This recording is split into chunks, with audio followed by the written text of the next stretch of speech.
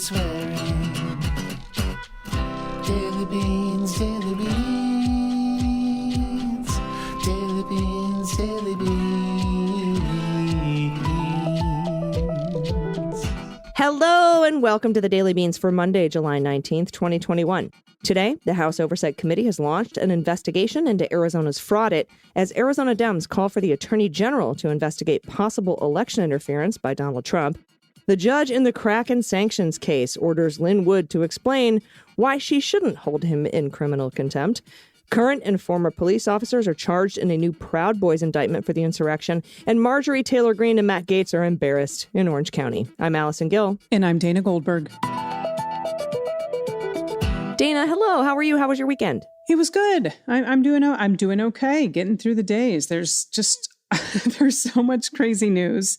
You celebrated some Pride this weekend. Did you have fun in San Diego? Yes, this week was San Diego's Pride kickoff, and today was the parade and the whole big celebration. So I was down in Hillcrest with good friends of mine celebrating. So I am back now and in my quiet home. But it was really, really awesome. It was lovely. I love San Diego's Pride.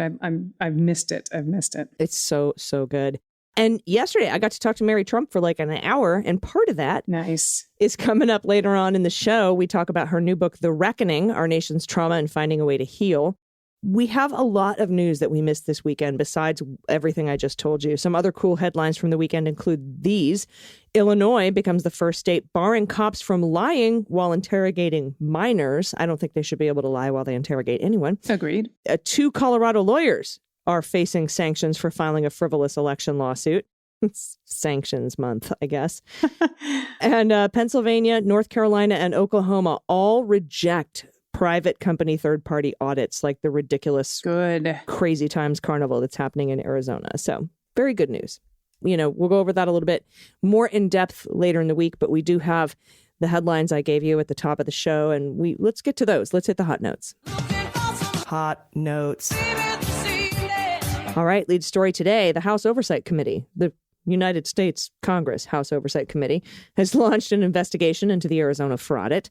They wrote a letter to the CEO of Cyber Ninjas, Doug Logan, saying, quote, "We are writing to request information about Cyber Ninja's participation in an audit," which is in quotes, "of nearly 2.1 million ballots cast in Maricopa County in the 2020 election.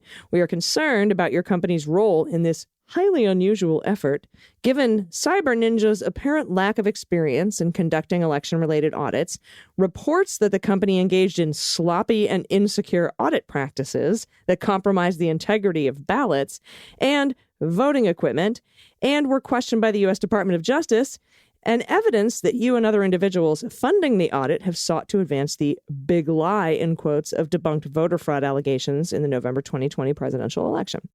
Americans' right to vote is protected by the Constitution, and it's the cornerstone of our democratic system of government. The committee is seeking to determine whether the privately funded audit conducted by your company in Arizona protects the right to vote or is instead an effort to promote baseless conspiracy theories, undermine confidence in America's elections, and reverse the result of a free and fair election for partisan gain. Do you think? It is. Yeah. I mean, what election Narrator. isn't valid when they take the ballots and they take them to a cabin in the middle of the woods? I mean, happens all the time.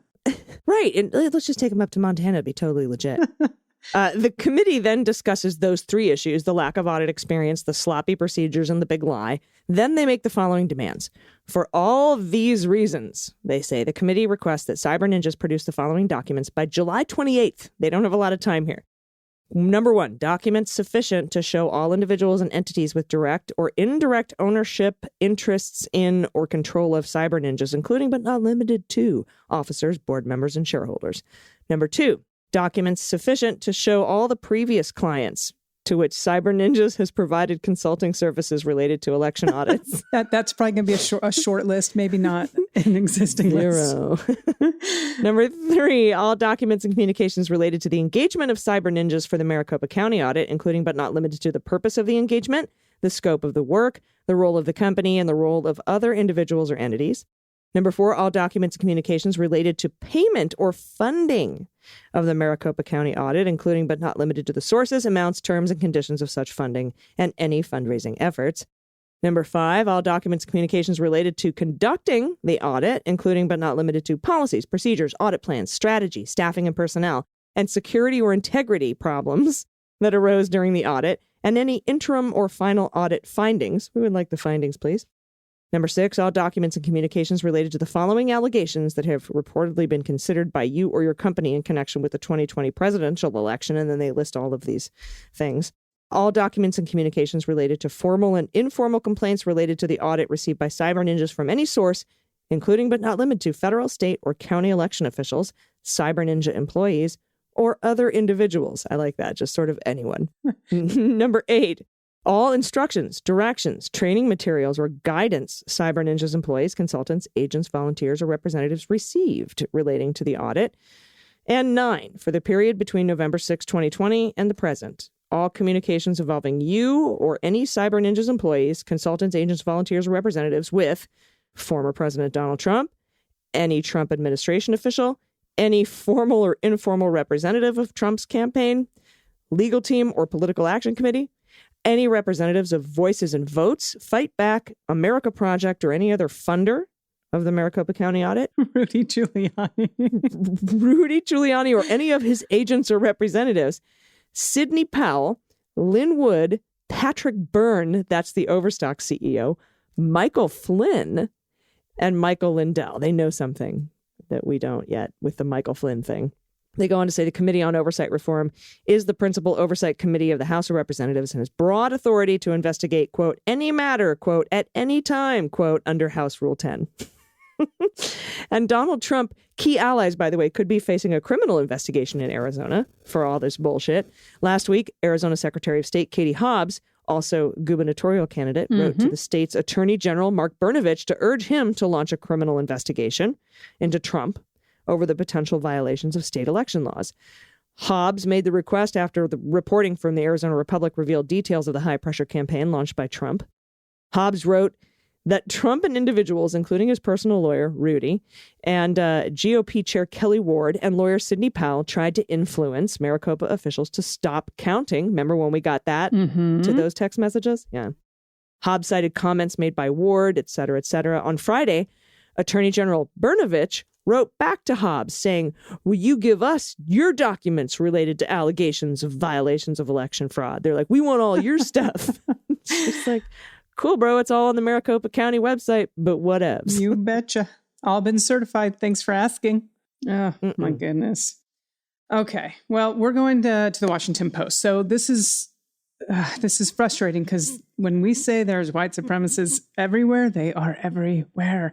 A father and son who are current and former Florida police officers and a North Carolina man have been charged with joining the alleged Proud Boys members in January 6th Capitol riot. That's according to a new 5 co-defendant indictment unsealed in Washington on Friday.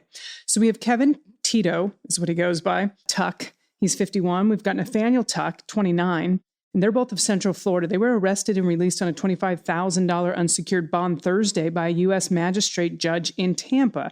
And this is from the court records. Now, we got Edward George Jr. He was also arrested Thursday. He was scheduled to appear in federal court Friday in Raleigh, and that's according to those court records. So the charges bring the number of off-duty law enforcement officers charged in the Capitol mob to at least 20. And the defendants' ties to several Central Florida police agencies highlight the continued pressure on sheriffs and police chiefs nationwide to scrub their ranks of members with links to white supremacist and far-right armed groups. This is a big deal. An unsealed 9-count indictment dated July 7th charged the Tuck's father-son team and George with obstructing a joint session of Congress that was meeting to confirm the 2020 election results, trespassing, and disorderly conduct. Now, they're not charged with conspiracy, unlike some of the other Proud Boys, at least not yet. So George was also charged with assaulting a police officer, stealing government property, entering the Senate chamber with Kevin Tuck, and engaging in civil disorder with Nathan Tuck.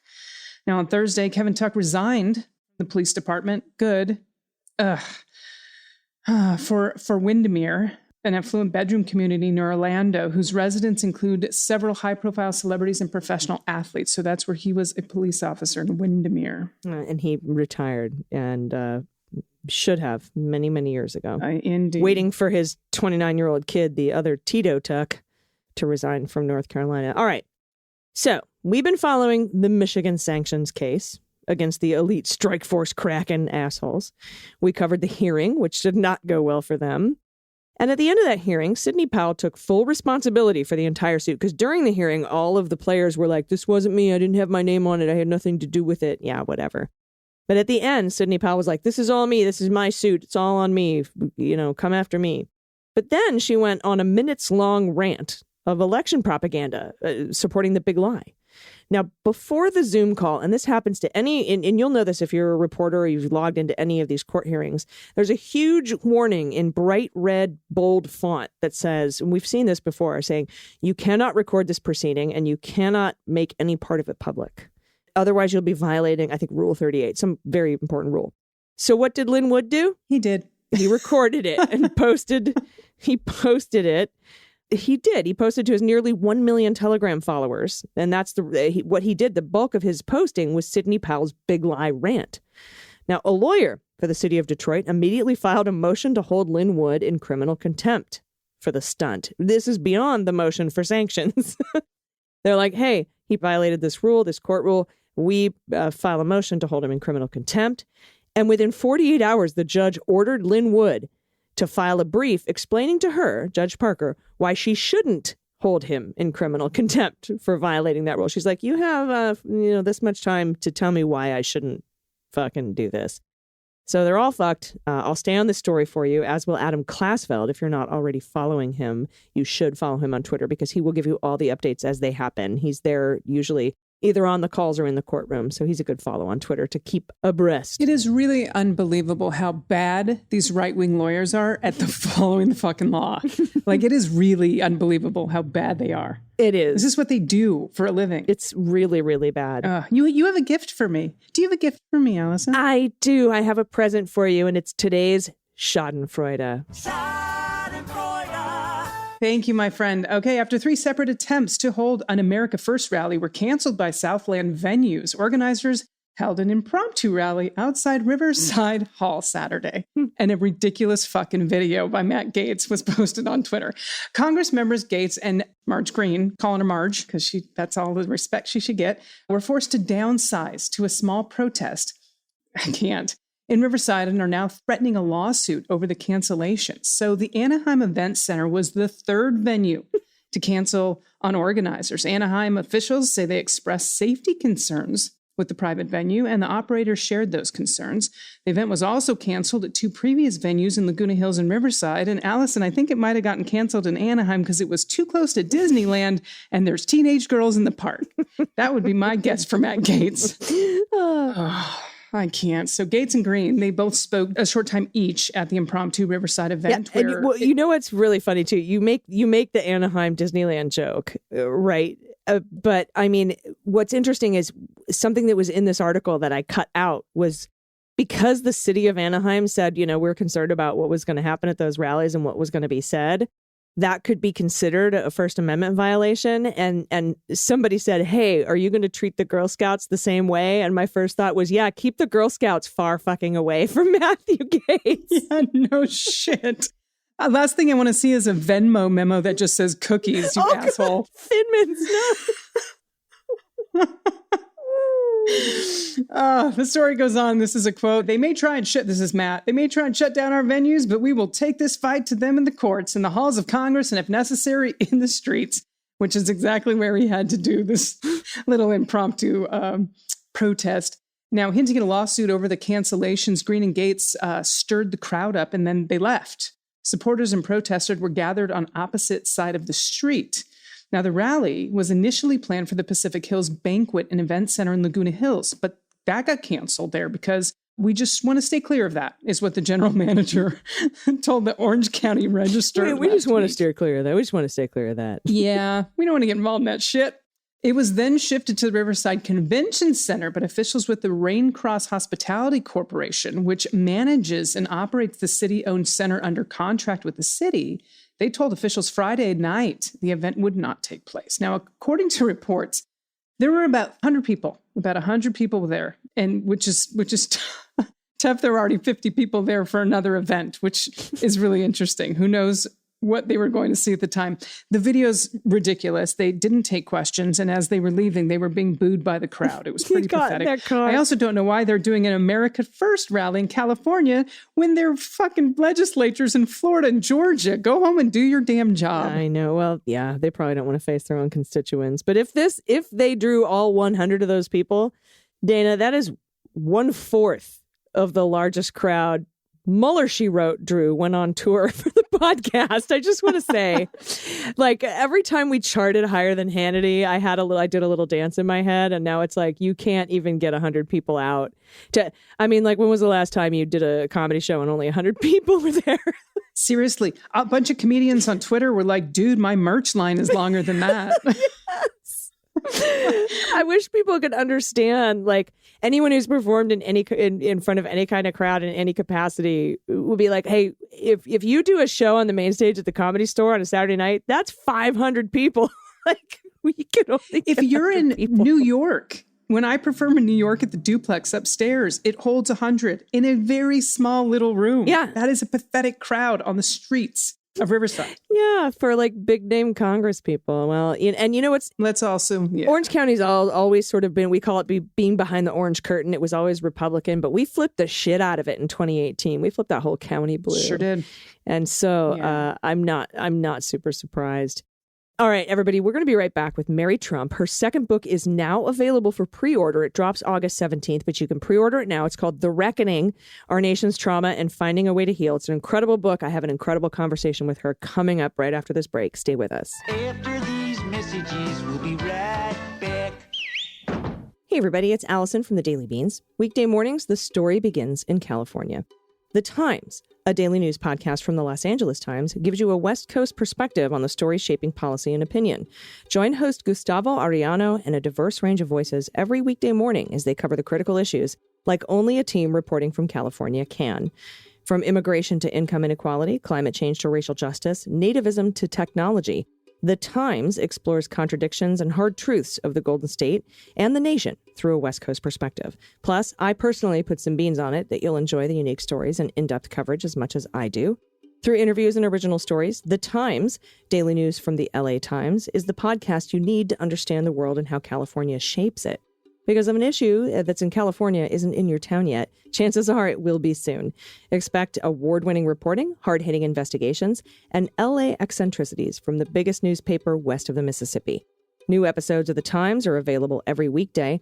To listen and subscribe, go to wherever you get your podcasts and search for The Times, daily news from the LA Times. You'll be glad you did. Hey, everybody, welcome back. Honored today to be speaking to the author of the new book, The Reckoning, Our Nation's Trauma and Finding a Way to Heal.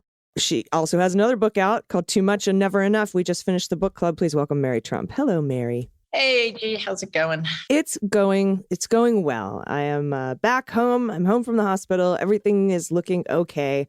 I was actually running around today trying to get my self-care done. How self-defeating is that? Yes, you're anxious to get your self-care done. I'm like, it does seem counterproductive. But I did it, and that's what matters. Damn it. So I wanted to talk to you today about this new book, which is available now everywhere you get your books, and I highly recommend. Number one, new release. And I wanted to talk about what prompted you to write it, because, you know, you had such screaming success with Too Much and Never Enough. We learned so much from that book, but I know you and I have had conversations about, you know, what now? And so I was wondering if that what motivated you to go on to another book. First of all, it's great to be back. I don't think I've spoken with you for a while on the Daily Beans. You've been writing a book. I have been writing a book. Yeah, it was quite something. And also, I didn't have a lot of time in which to do it. I think I started in December, which is insane, and finished at the end of April. So, and the difference between this book and the first one, well, there are a lot of differences, but, you know, this one was much more research driven as opposed to experiential. So that was pretty time consuming as well. But what prompted me to write it, there were a couple of things. First of all, I got the idea for it back in September, October 2020, when the election was still looming and it had become clear that COVID was not ending, and that if Donald had managed to steal his way into the Oval Office for another 4 years, it probably never would, But more than that, so, that was obviously stressful, worrying about what was going to happen either way. Like, no matter who got into the White House, it was going to be bad. And what I was focused on at the time was what's going to happen when this is ever over, when people start emerging from COVID isolation. What is going to be going on with the state of people's mental health in this country? So that was the starting point. And I felt like, because of the first book, I had a platform, and it was really important to me to use it in a way that would help, right? I was really grateful that even in, October, November of last year, people still seem to be interested in getting my take on things. And I didn't want to squander that. So I think at some point I had thought of maybe writing another memoir, but it's like, that's not useful right now. We're dealing with what will be the greatest mental health crisis I think this country's ever seen. We're not prepared for it. My fabulous uncle has managed to polarize this country in a way it's never been, I don't think, since the Civil War. And the divisiveness among us is pretty terrifying. So we're all going to be, but regardless of what party you belong to, we're all going to be suffering. And now we see where that division has led us, right? We're gonna be going back into lockdown any week now, I'm guessing. So that's where I started with it. And then with all the other stuff, Biden won, that's great. But then things like January 6th insurrection happened. Like, you know what? I need to take a step back. I cannot write 330 million separate treatment plans. There's really no useful way to talk about mental health in that context because it's so complicated and it's so individual. So I thought instead, you know what? Let's figure out how we got here. And not that this is a unique observation, but I realized the extent to which two things were largely responsible for where we are. The first, from this country's inception, we're at least going back to Robert E. Lee, we've never held a powerful white man accountable, which has paved the way for Donald. And we have continued to embrace white supremacy. White supremacy is essentially a platform of one of our two major political parties at this point. And by pretending that that's something that's in the past, we just keep perpetuating the various serious problems that we've been facing and never dealt with. I would say that we have, not only have we never atoned for the racism and the white supremacy, we barely acknowledge it, and so those two things I think paved the way for autocratic, incompetent people like Donald to get as far as he's gotten. Yeah, and additionally, and I think that the pandemic still hasn't ended for the unvaccinated, who I imagine are largely Donald supporters.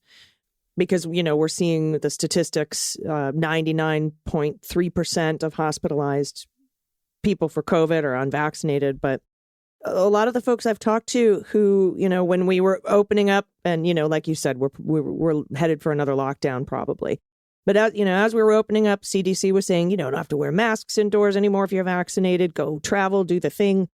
A lot of folks were very hesitant. And I don't think that we were given any time to process that trauma or to even grieve the 600,000 plus people that we've lost as a country. I remember being given space and time to grieve 9/11, for example. We were given that public space and that public time. And I don't feel like we've had that opportunity. And I think a lot of people are suffering because of it. Well, how do you heal from trauma while you're actively being traumatized? That's how I felt writing the book. It's impossible. And you're right. Because of how this has unfolded, there has been no space because the problems never stopped on the one hand. And secondly, even now, it's being very, very poorly handled. The fact that New York, for example, where I live, which was like a nightmarish hellscape slightly more than a year ago, and I'm not exaggerating, it was terrifying to be here, just opened up, So on the one hand, I think it's wildly irresponsible just from a, health standpoint, a COVID standpoint, but, there was no easing back in, like you're saying. So how do you go from, I haven't seen another human being in a year and a half to, oh my God, like everybody's in the grocery store now. Everybody's on the subway. I mean, luckily in New York, well, that's changed a little bit, but initially most people still wore masks. People still do on public transportation, which is great. But I'm guessing that's not the case in the rest of the world. But it's really destabilizing, especially for people, who have social anxiety to begin with, even for people who didn't, because we don't know how people are going to react. We've got people who would describe themselves as extroverts who were terrified to be around people now. Yeah. Or introverts who were like desperate for being in the physical presence of other people. We're going to be looking at enormous amounts of PTSD and depression and substance addiction and physical health problems because everybody's been so sedentary and eating so badly and drinking too much, or et cetera, et cetera, et cetera. So, when I think by opening back up the way we have, which was quite disappointing considering I thought, this administration is infinitely superior and preferable. However, I really thought that the people in the administration who handle these things would be better at it. And it was pretty disappointing because one, look where we are now vis-a-vis COVID, but two, it's just another stressor. You talked earlier about,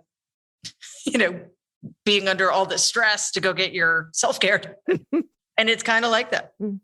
Yeah. And I mean, you add that on top of an already existing shortage of mental health care in this country, people going into this with issues already, let alone coming out with new ones. But, you said extroverts who don't want to be around people. That's me. I like the first couple months of lockdown, it was so hard because I was alone by myself and that's it. And I'm a totally extroverted person. I thrive off of physical human interaction and lots of it.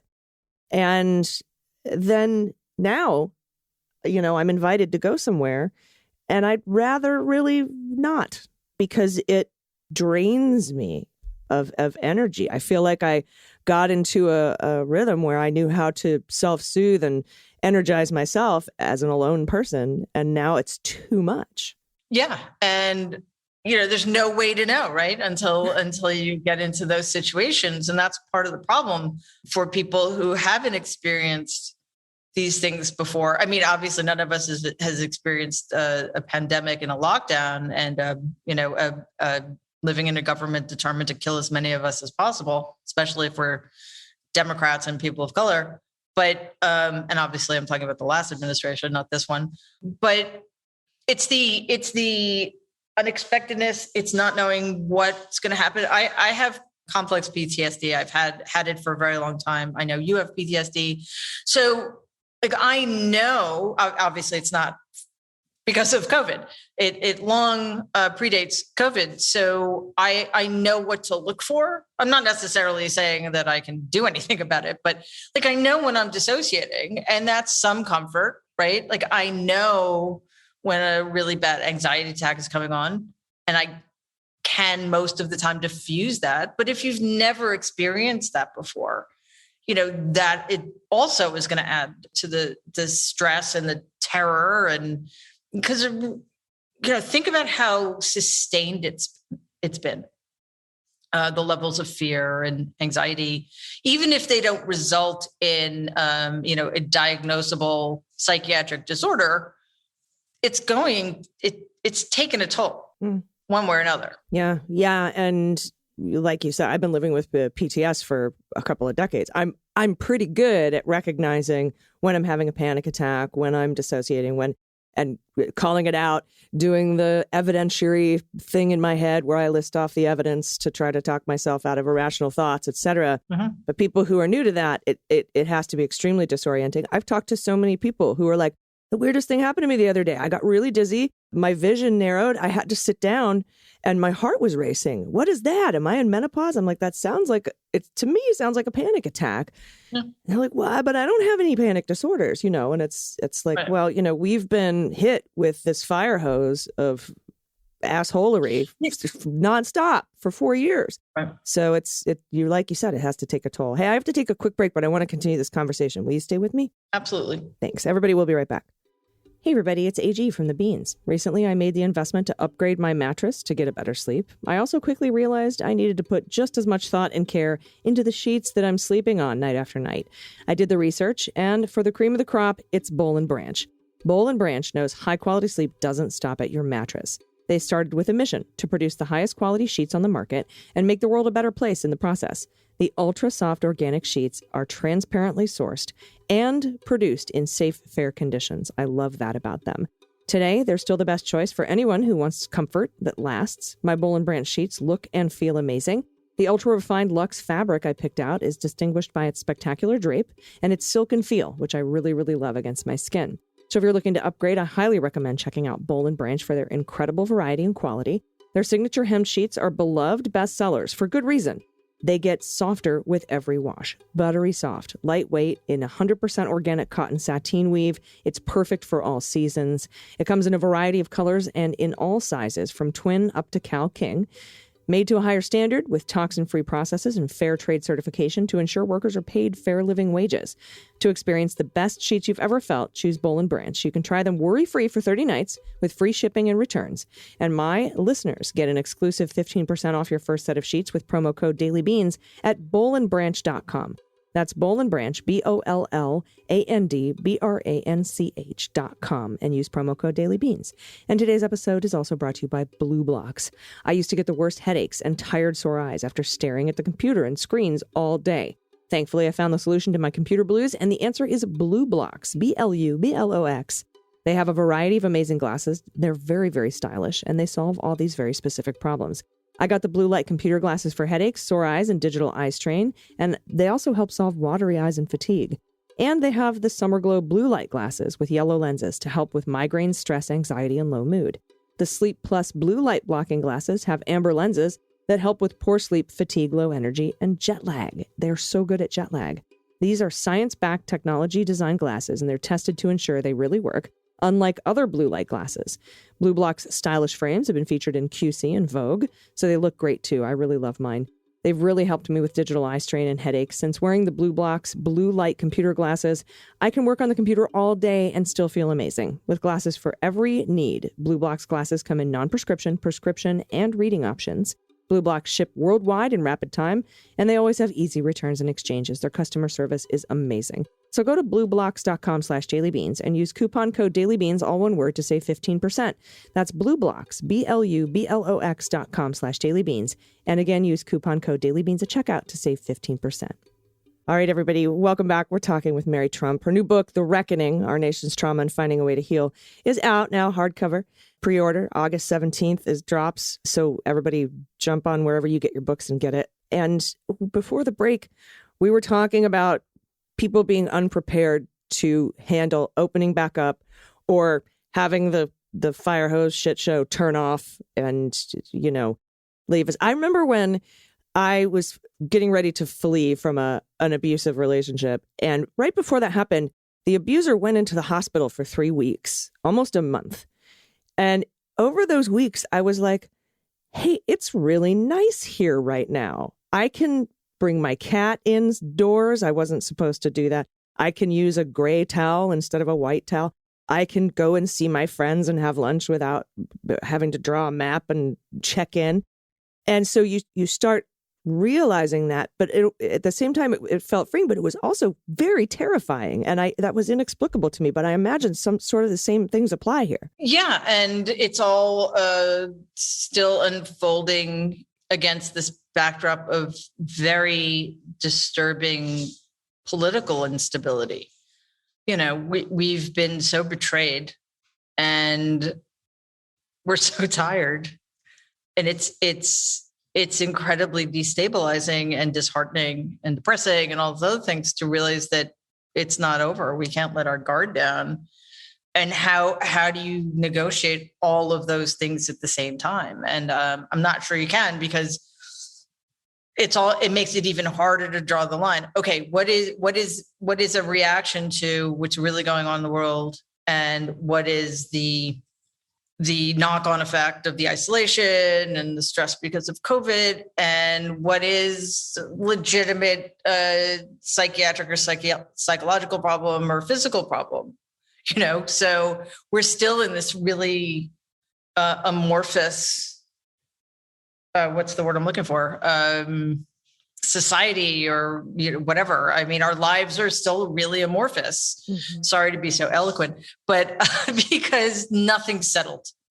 And, that was one of, when I was first writing the book proposal, it was in October. So it was before the election, and it was sort of a write your own adventure. And, I needed to make it clear to a prospective publisher that I had a good idea either way. But the truth of the matter is that if Joe Biden had lost, I'd be in Tahiti or something. Mm-hmm. Yeah, no. And I remember you and I having a discussion early on when this was still, when we were still in the middle of it, and how devastating it was to our psyches to have such an uncertain future, because you just brought up uncertainty, not to be able to make plans, not to be able to look forward to anything. We had nothing, literally zero to look forward to. And, I think that kind of in combination really sort of just adds to it's like a snowball effect, But, this book also talks about how, that trust relationship, whether you have it with another individual or whether you have it with the institutions that govern your country, how we have to heal in order to build that trust back that we have with these institutions that we've relied on for so long. Well, yeah, it's a terrible problem not to have faith in things you've always had faith in. And one of the worst things about the last 5 years is the ease with which that instability became, was injected into the system. Which again, though, should lead us to believe that it's been going on for a very long time. But a lot of us have the luxury of not paying attention. And that's another aspect of this that, I'm pretty sure most Black Americans have understood this forever. Yeah.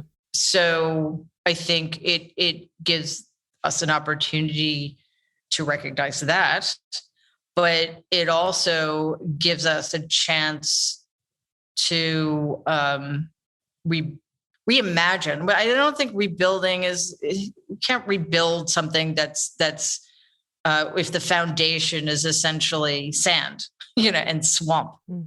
So and why do we want to rebuild it anyway? We want to rebuild this incredibly unjust society. We want to rebuild something that doesn't work for a huge minority of us? Or do we want to start over and say, listen, the American experiment is great, but it's never been realized. This has never been a democracy. So maybe we should start there.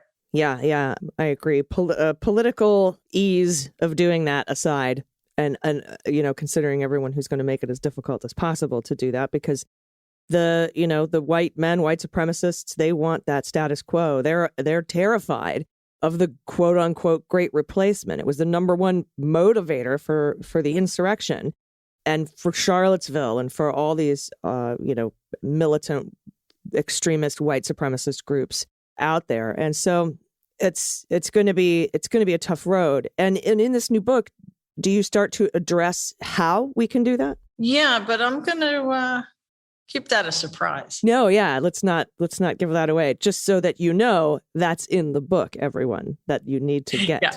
I just wanted everyone to know. I mean, if I could, in the most vague sense, what I would say is we've got to stop pulling punches. Yes, I concur. Well, thank you so much for spending time with me today and talking about this. And I want everybody to go and get your copy of The Reckoning, Our Nation's Trauma and Finding a Way to Heal. Mary Trump, it's her second book here. The first one, Too Much and Never Enough, you're very familiar with. I think we just wrapped up the public playing of our book series, which we actually wrapped last October, which was right around the time you were deciding to pen this new book. And so I'm so glad you did. And you're right, dude, fast track. Well done, because I started my book in March of last year and I don't even have a proposal ready to go. You're already on the show. That's more what it's usually like. I think from writing the proposal to publication, to the final draft, my first book took almost 2 years. And I do not recommend it to anybody. I'm still recovering. So. Yeah, I was going to ask. I know not to ask how you are, but I kind of genuinely want to know if you're recovering from your from your adventure of completing a book in the fastest time possible. Yes, yes, I am. But then it's that same amorphousness. Am I recovering from that? Am I recovering from COVID? Am I recovering from the fact that, like an idiot, I decided to move a month after I finished the book? I landed in a pretty cool place though, so I'm not complaining. Yes, you did. And yeah, why don't you just add on top of, hey, you know what? This isn't enough. Let's move as well. Yeah. Well, I hope Sebastian and the whole brood is settling in, and I'm glad to see that this book is out and ready to go, and I'm looking forward to reading it. I haven't read it yet, but I will, and I'm sure I will devour it like I devoured your first book. So I appreciate your time, Mary Trump. Thank you so much. Thanks, AG. It's great to be here. Everybody stick around. We'll be right back with the good news. Hey, everybody. It's AG for the Daily Beans. We all put things off from time to time, but procrastinating about our health just adds to stress. And that can snowball and make our health worse. So if you've been putting off seeing a doctor, or if making an appointment feels like a chore or, causes anxiety, PlushCare is here for you. They make it super easy to schedule an appointment to see a doctor, and you can prioritize your health hassle-free. PlushCare provides virtual doctor appointments through your smartphone or computer. I just pick a time that works for me and bam, book an appointment right online. Super simple. With PlushCare, I can be diagnosed, treated, and even have prescriptions sent to my pharmacy of choice if I need to, all within minutes. PlushCare accepts major insurance carriers, and it's available in all 50 states, and the doctors really care. They're here to help by discussing treatment options and providing prescriptions as you need them. And they're available anytime I have questions. I found using PlushCare to be such a pleasant experience, super easy, very user-friendly, incredible customer service. It was so easy to schedule an appointment that was convenient for me. I felt immediately comfortable and confident with my provider, too. PlushCare makes it easier than ever to take care of yourself, inside and out. So start your membership today. Go to plushcare.com/dailybeans to start your free 30-day trial. That's PlushCare, PlushCare.com/dailybeans for a free 30-day trial. plushcare.com/dailybeans. And today's episode is also brought to you by Stamps.com. I don't know about you guys, but I absolutely hate wasting time and I hate wasting money. One great shortcut that allows you to avoid waiting in lines and wasting precious time and hard-earned cash is Stamps.com. With Stamps.com, I never have to go to the post office.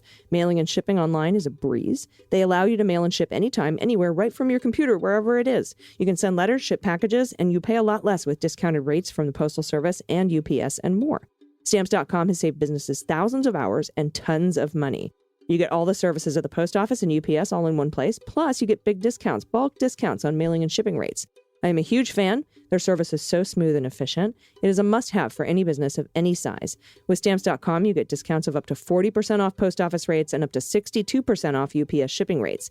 Stamps.com is a no-brainer, saving you time and money. It's no wonder nearly 1 million small businesses already use Stamps.com.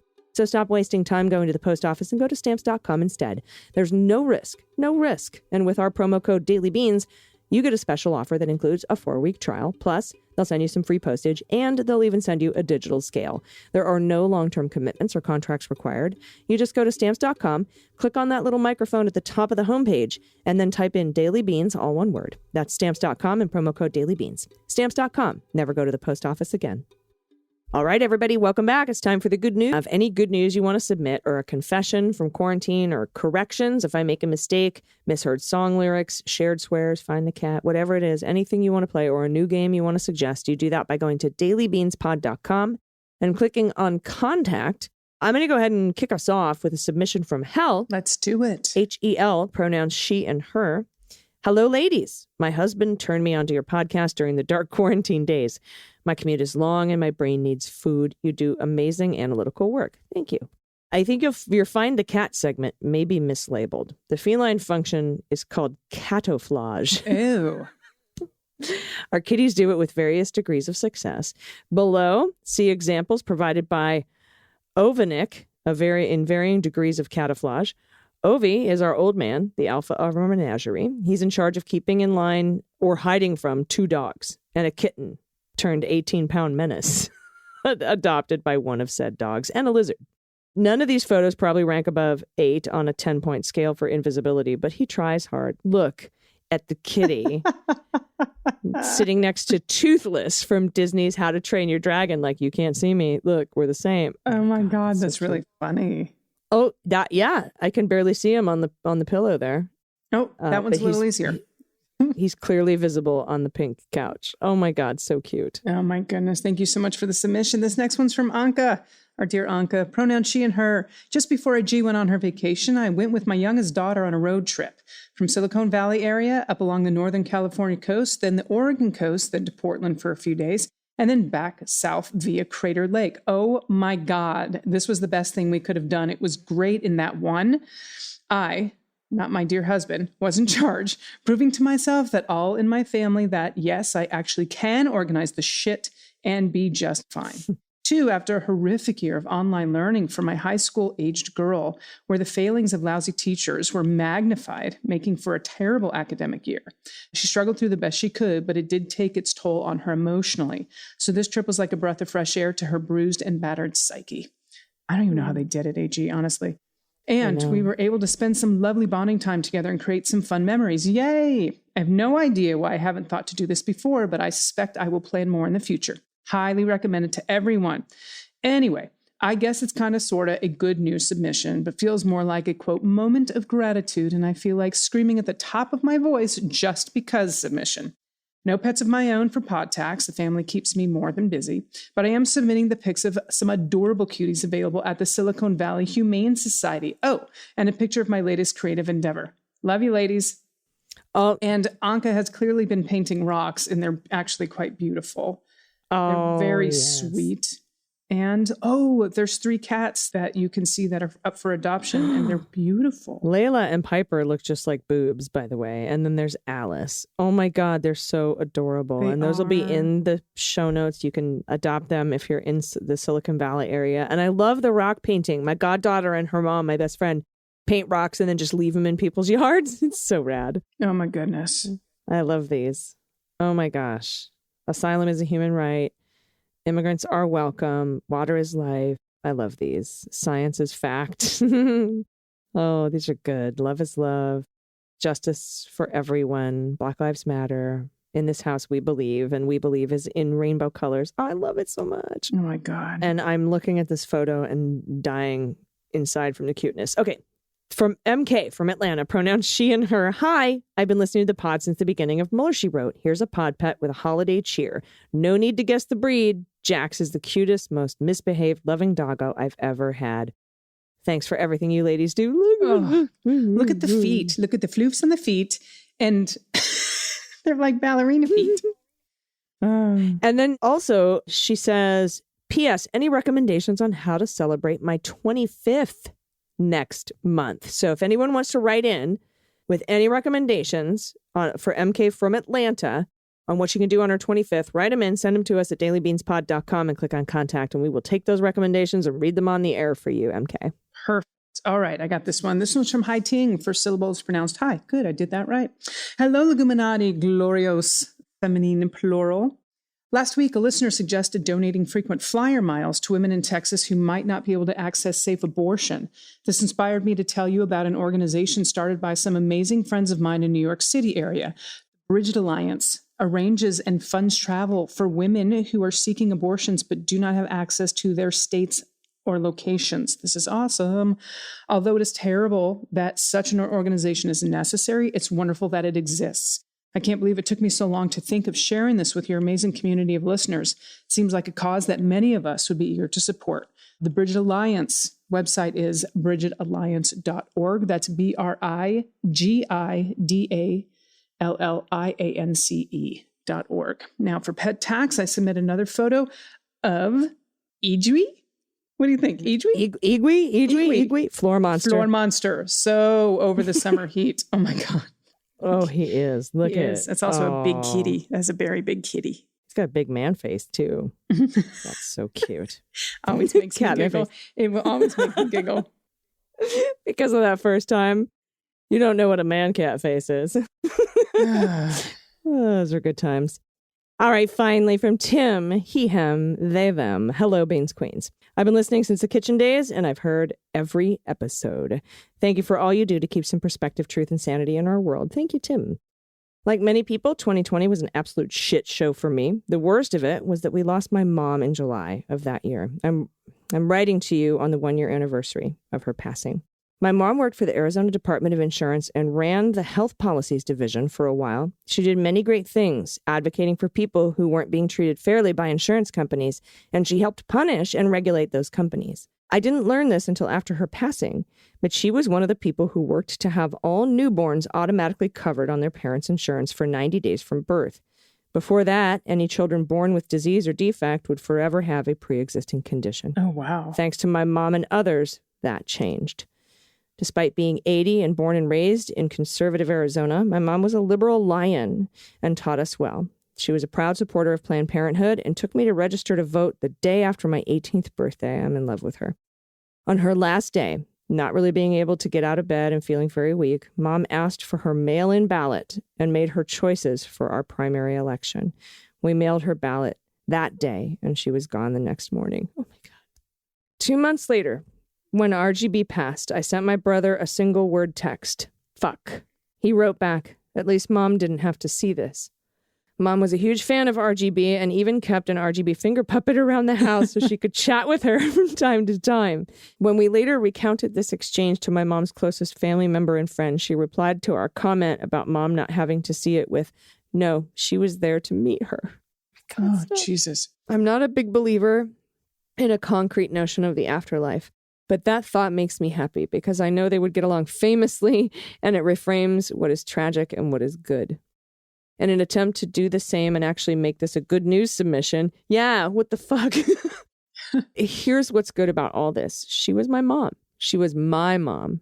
And she changed the world by thinking about other people and how they were treated unfairly and what we could do to change that. She was an amazing grandma to my son, and he got to spend enough time with her that he will always remember. Come 2022, every last person better get out and vote. If Mom could do it on her last day and help flip Arizona, then everybody can. Please, everyone, honor her memory every year and vote.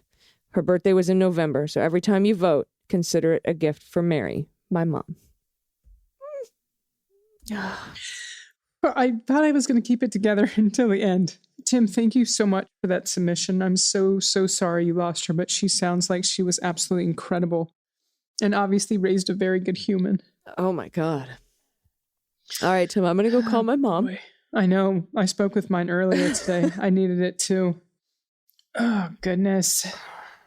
Oh, everyone right now. I mean, seriously, if your mom is still alive, if she's someone you talk to and she's passed on, just give a call, tell her you love her. Dad's too. You okay, my friend? Yes, I'm okay. And if you have anything you want to submit to us, if you have any stories, please send them in by going to dailybeanspod.com and clicking on contact. And if you'd like to become a patron, it's $3 a month. That gives you access to all of my shows, all the shows that we do. You can do that in the same place, dailybeanspod.com, and click on contact. Tim, thank you so much for that incredible submission, and much love to you and your family and to your mom. She sounds like an amazing person. I remember when my mom took me as a kid, every time she would vote, she would take me to the polls. Remember, it used to be like these wooden boxes with like cloth curtains that you'd have to go into. Like and now we just have sort of these cardboard stands. And I'm like, cheap. I know. But I really, that submission really, really touched me. And thank you for putting it down and sending it in to us. Do you have any final thoughts before we get out of here, Dana? I think that is a good message to end on. So no, not today. Yeah, I can't top that either. Much love to your mom, Mary, and everyone in November. Remember to vote as a gift to her. Until tomorrow, please take care of yourselves, take care of each other, take care of the planet, and take care of your mental health. I've been Allison Gill. And I've been Dana Goldberg. And them's the beans. The Daily Beans is written and executive produced by Allison Gill with additional research and reporting by Dana Goldberg and Aimee Carrero. Sound design and editing is by Desiree McFarlane, with art and web design by Joelle Reeder with Moxie Design Studios. Music for The Daily Beans is written and performed by They Might Be Giants, and the show is a proud member of the MSW Media Network, a collection of creator-owned podcasts dedicated to news, politics,